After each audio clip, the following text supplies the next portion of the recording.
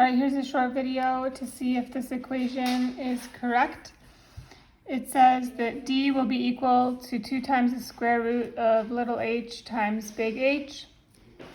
This expression is correct, and I'm going to go through why that is. So we got a ramp, it's on a table. Our ball goes down the ramp, and then it goes two-dimensionally into the air. So while the ball is on the table, we're going to use conservation of energy. It's starting with mg little h, and it's going to go to 1/2 mv squared.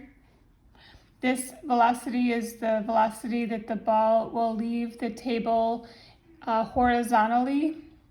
This will be our initial velocity in the horizontal direction for our two-dimensional launch. So the m's will end up canceling out. Rearranging this equation,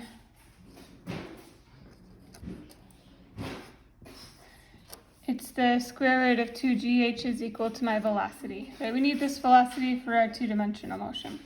So while in the air, it's behaving separately, right? It's accelerating down the incline at g sin theta. Right? We're not using forces for this, we decided to use energy, but you could also use forces.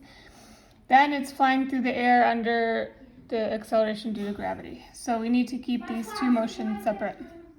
But this motion will help us decide what our velocity is coming out here. So we've got two-dimensional motion. You can approach this other ways, but it's easier to do it with two-dimensional motion. So in the horizontal direction, we decided that our horizontal initial velocity is going to be the square root of 2gh. We don't know our d and we don't know our t for the horizontal. In the vertical, since it's a horizontal launch, we know my initial velocity is 0. And it's accelerating at g. And we have a height of h, which we don't know, or we are going to measure. And we have a time of, we don't know that either.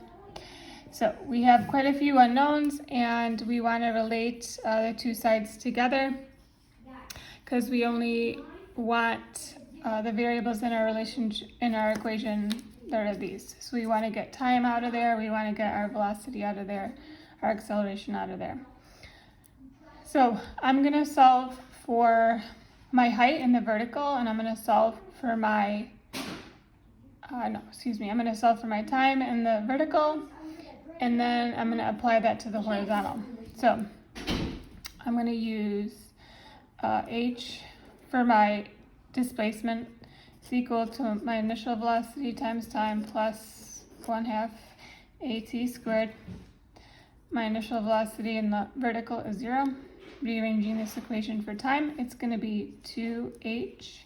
I'm using h because it's the vertical height that we're going through the air. Take the square root. And since we know time is the same in the horizontal and the vertical, I can use this expression in the horizontal as well. So in the horizontal direction, we're going to use the same equation. We're looking for d, right? So we can use the same kinematic. But we know in the horizontal there's no acceleration, so that part cancels out.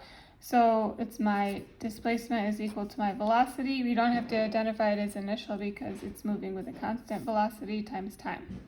So I'm going to take my velocity that we calculated here. I'm going to multiply it by my time that we calculated here.